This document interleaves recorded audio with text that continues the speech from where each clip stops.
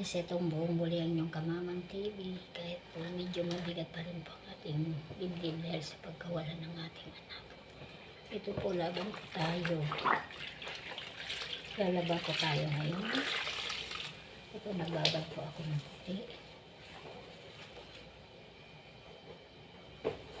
Tinanggal ko po yung ating puti. Yung pong ating medyo mancha-mancha sa puting damit. Linagyan po natin ng chlorine. Ayan po, nakababad po siya. Ayan. Nakababad po yan ng chlorine. Kaya ito nga po.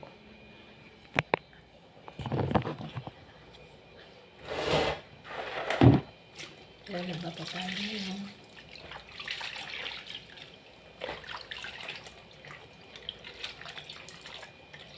Kaya naging maputi na po siya.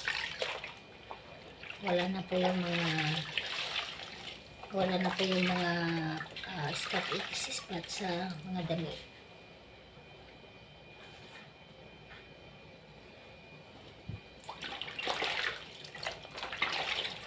Kaya naman po Kamamang TV, samahan niyo po ako sa aking pagdadalang hati. Gagawa pa rin po tayo po sa bahay para po sa ating ako. Laban lang po tayo. Salamat po sa lahat ng mga sumuports sa buhay ng ating anak. Thank you so much. God bless us all. Ito nga po guys, maglalaba po tayo ng puti.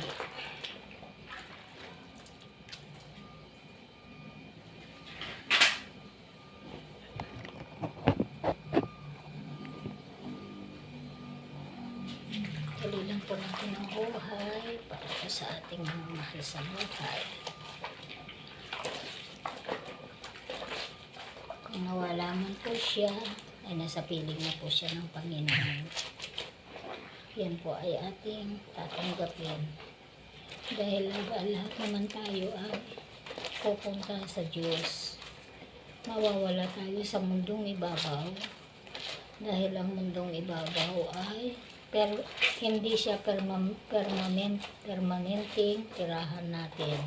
Kundi ang permanenteng tirahan natin ay sa harapan ng ating Panginoon.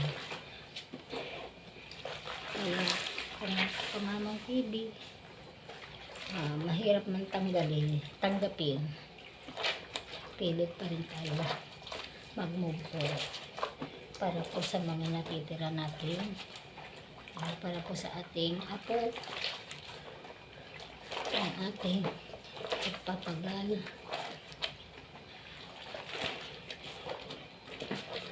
Nagbabad po ako kahapon ng puti. Binabad ko po siya sa chlorine para po matanggal yung mga spot. Ayan po, wala na po yung mga spot niya. Parang ayaw na rin po nila isuot. Kaya ako na po ang magsusuot.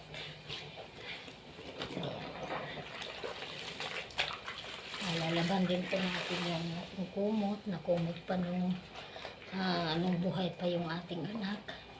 Kaya ngayon po ay ilalaban natin para maitago na kasi ang kakapal po.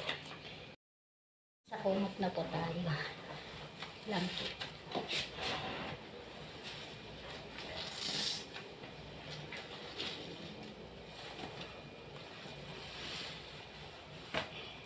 Mabigat po siya guys.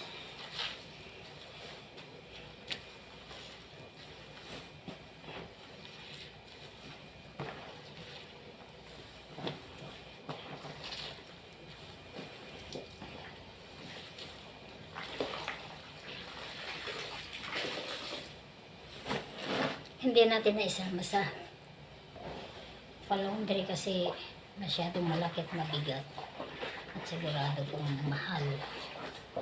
Ayan. Ito na lang po, sasabi na lang po natin sa paglalaba natin.